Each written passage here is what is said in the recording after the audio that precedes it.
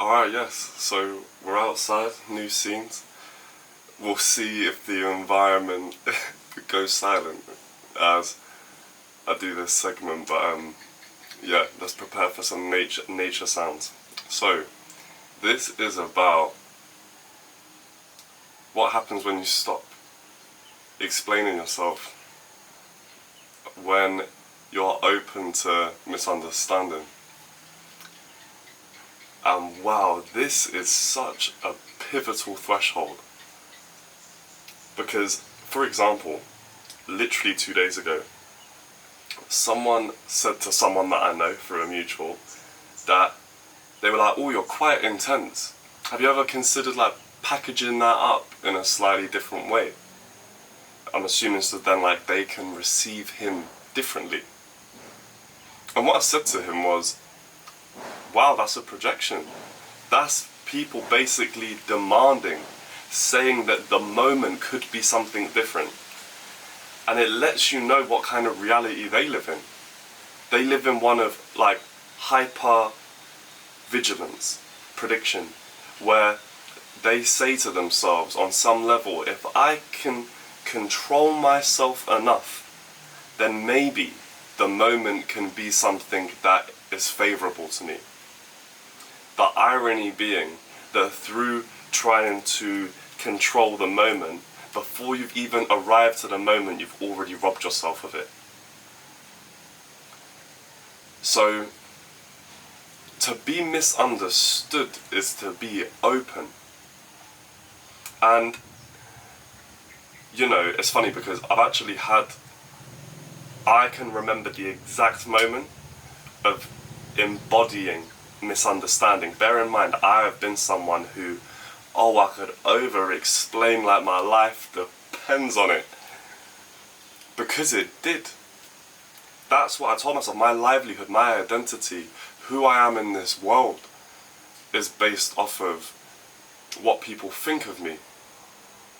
How close to my reality they can get. And if they are close, then it will mean that then, I can't be challenged. It means that I'm right. And then fundamentally it became a manipulation. Because truth is misunderstanding.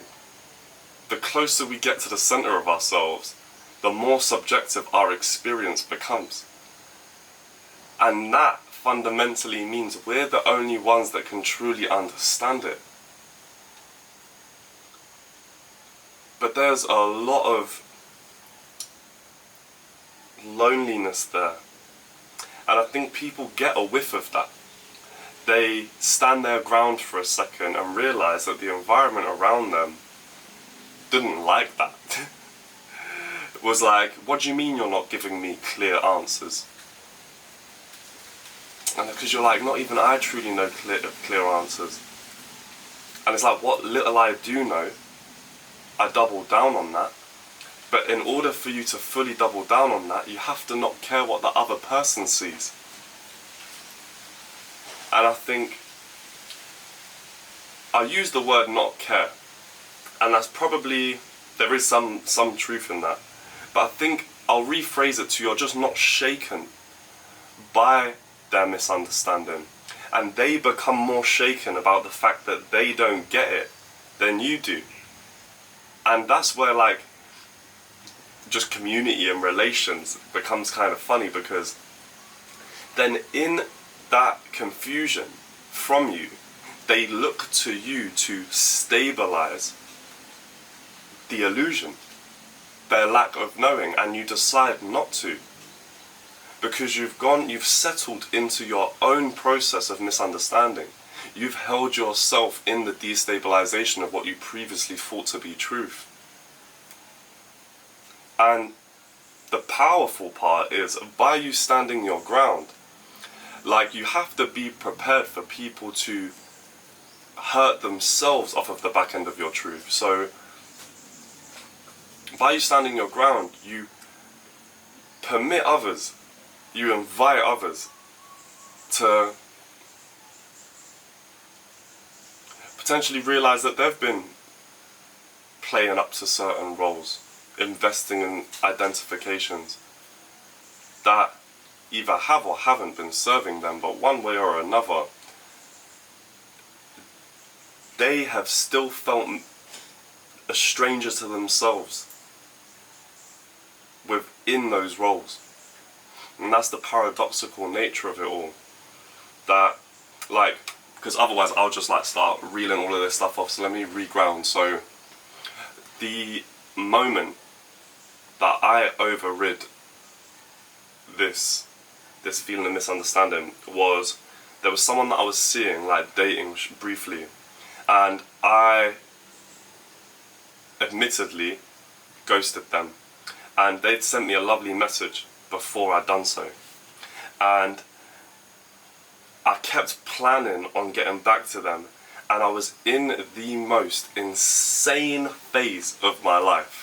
So much was going on, and I kept seeing it, putting it off, and then eventually it just reached a point where so much had happened that I wouldn't even know how to be in front of that person. And at least this is what I've spun to myself. And then I bumped into them, and you know, there was like the elephant in the room. It was clear neither of us were bringing it up, but the energy, like you could cut it with a knife, you know. And I brought it up, and you know, I stood there and took on the fire and the flames, and just like, you know, fully stood in my apology. But then afterwards, I was kind of like, this was at a festival, by the way, and long story short, I then didn't interact with them again throughout the festival, and they come storming over to me one morning. I was midlife writing poetry, yeah, and they were like, "You're just being weird." They're like, "Why are you avoiding me?" And I was like, "What do you mean?"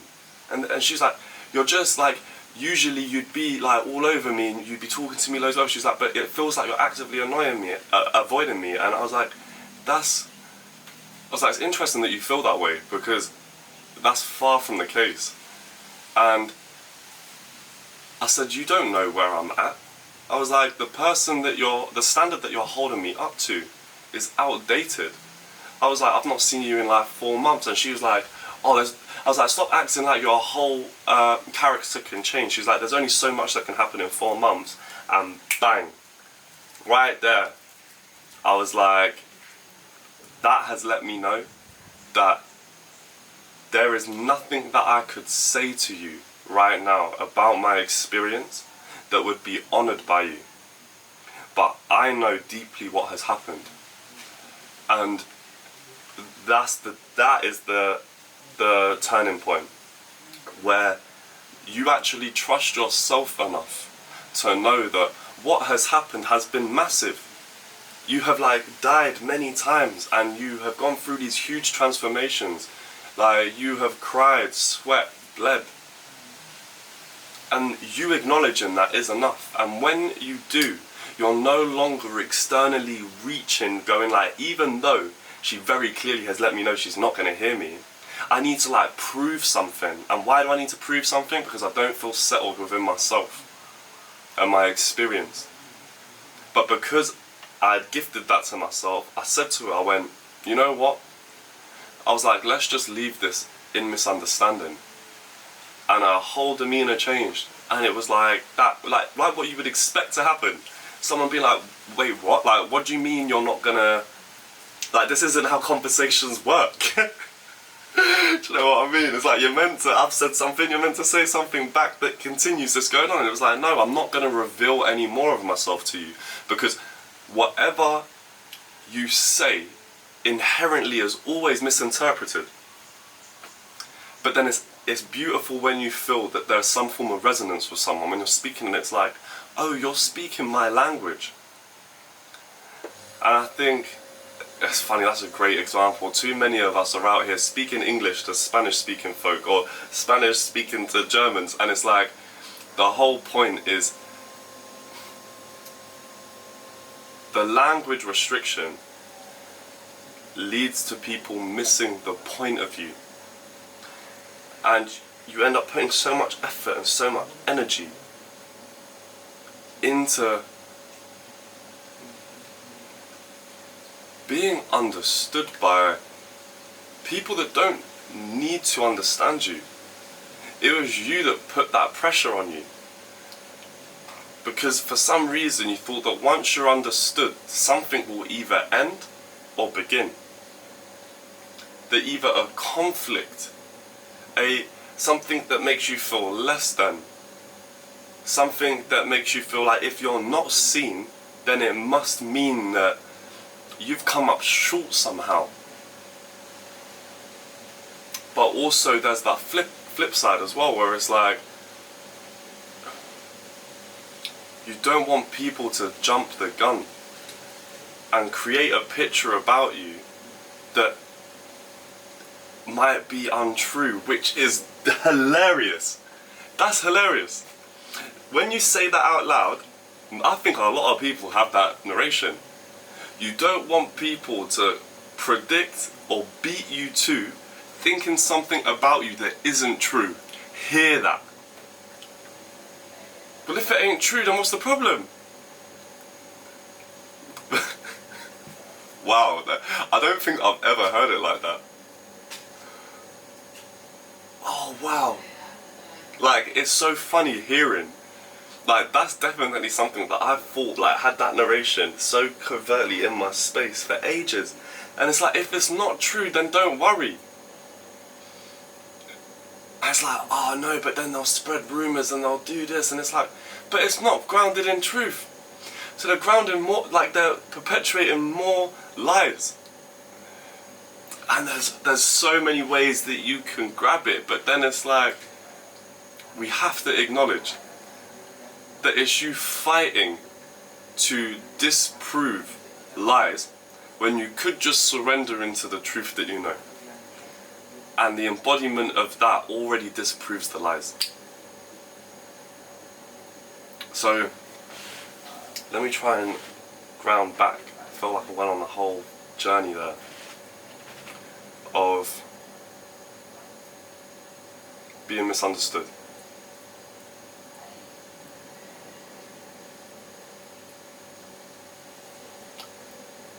It's funny, I actually think to yourself, life is a misunderstanding.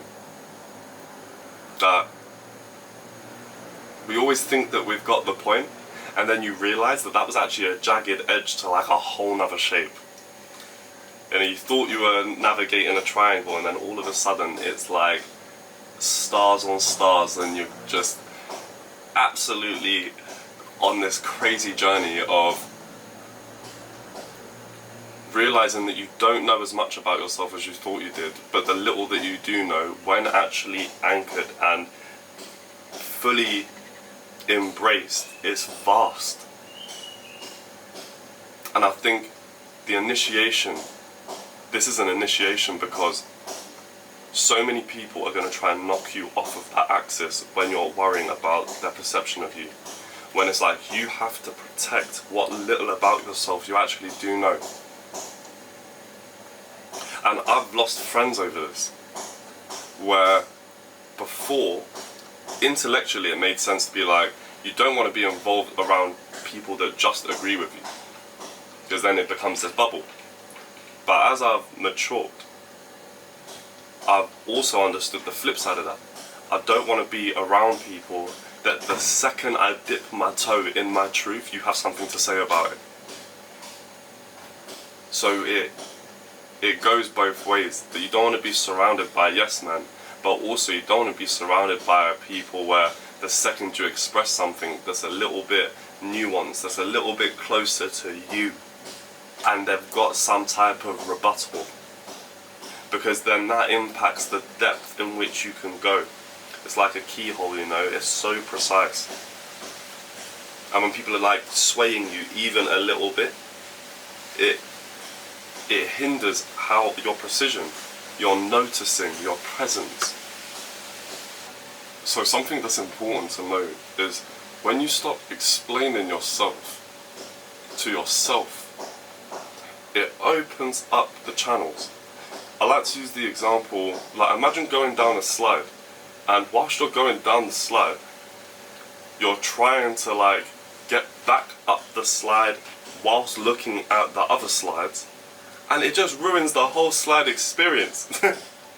Basically, you've seen the memes where the kid's head is just pat pat pat along the side of the slide.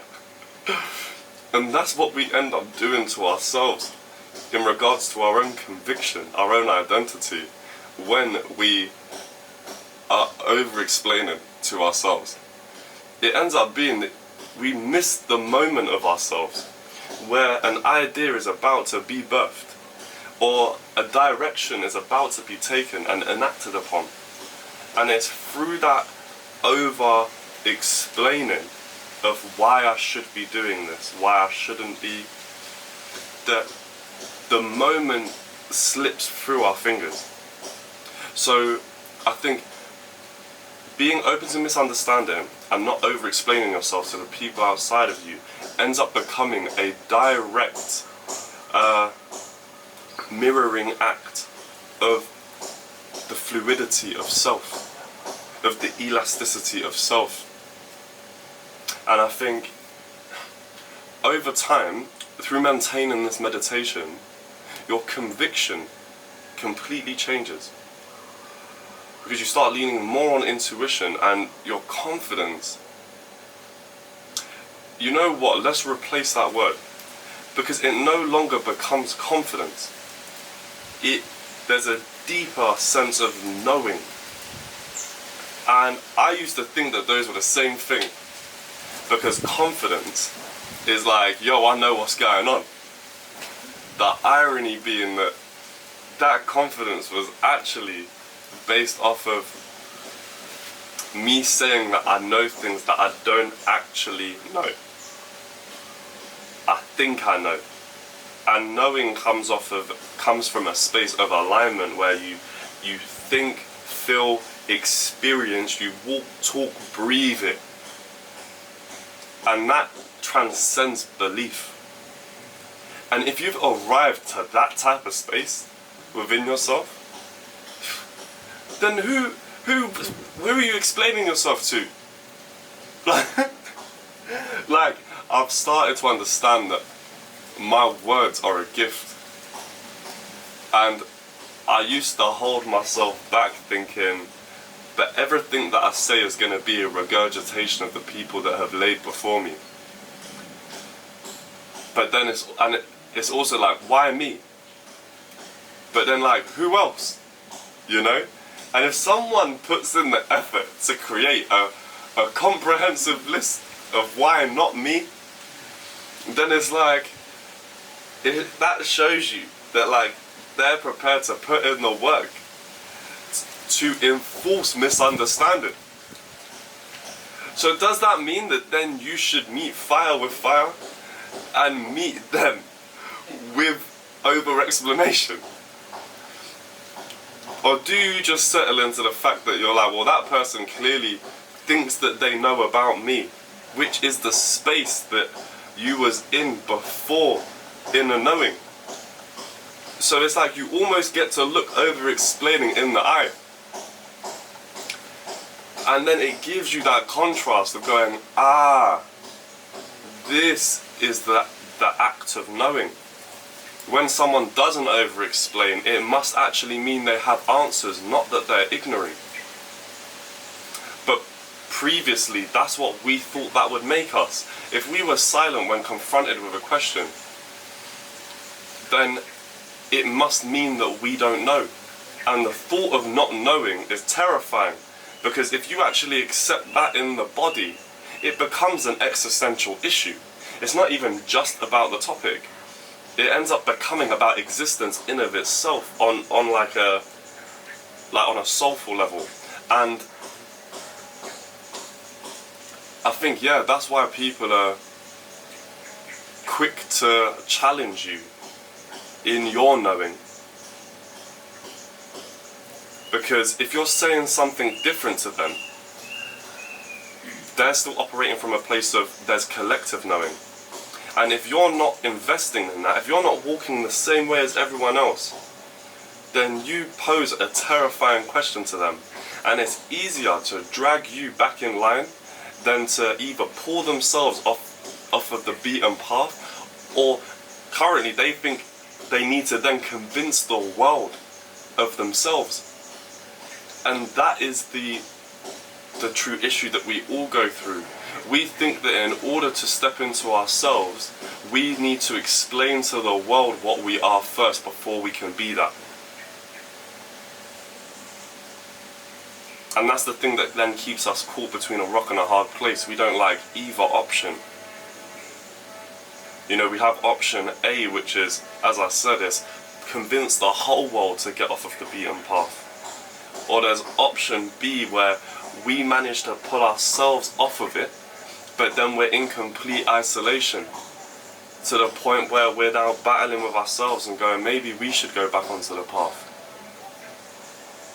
But then there's option C, which is bringing in that wholeness, that understanding of yourself, walking your own path and realizing that the path that everyone else is going to arrive to is one that even you don't fully understand. And that's okay. And that is where love is found. Because then we understand the difficulty, the pressure, the suffering, the doubt. But we've also seen the peace and the bliss and the fun. Like, the whole point is now, like, the deeper you go into that path, you go further into misunderstanding, and you start realizing that, oh wow, I'm the only person that will ever know this life. And there's something like kind of terrifying in that, because then you're like, oh shit, no one's really ever gonna get it. But then it gives you this sense of sovereignty. No one else is gonna get it, only me. And like, some people call that arrogance. You know, it's narcissism. And it's like, yo, we're both experiencing separateness and together on this planet. Don't demean me for actually acknowledging the separateness bit, but with love. Cool. I'm gonna leave that there. I think that feels right. Cool. Pleasure. I hope you enjoyed it. Few gems there.